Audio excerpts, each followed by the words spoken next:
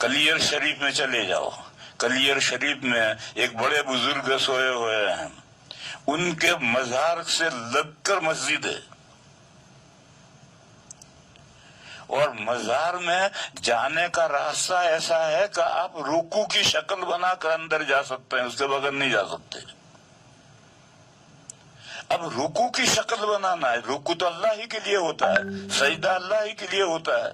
तो जो मजार पर सैयद फातिहा पढ़ने जाएगा, जब वो हजरत साबिर कलियरी रहमतुल्लाह अलैह को रुकू करके जाएगा और फिर निकल करके मस्जिद में जाकर नमाज पढ़ रहा है, अल्लाह के सामने रुकू सजदा कर रहा है, ये क्या बात है? एक तरफ तो अल्लाह के सामने रुकू सजदा कर रहा है, एक तरफ साबिर कलियरी रहमतुल्लाह अलैह के कब्र पर जाते हुए रुकू करके जा रहा है। ये दो चीजें किस तरह से जमा होंगी? या तो खुदा अल्लाह है या खुदा साबिर कलियरी है।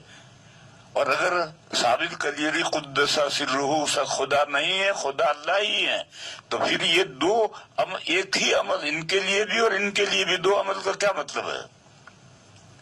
मैं एक मरतबा तालिब इल्मी के जमाने में मैं जाता हूँ, कलियर जाता हूँ, हमारे सिलसिले के बड़े बुजुर्ग हैं, मैं वो जो दरवाजा है जिसमें से रुकू की शक्ल बनाकर अंदर जाना होता है, मैं उसमें अंदर नहीं दाखिल होता, बाहर खड़े रहकर जो कुछ मुझे अल्लाह तौफीक देता है वो पढ़ता हूँ, इशारे सवाब करता हूँ, वो चला जाता हूँ। इसलिए कि मैं अल्लाह के सामने रुकू करता हूँ, मैं किसी बंदे के सामने रुकू करने के लिए तैयार नहीं।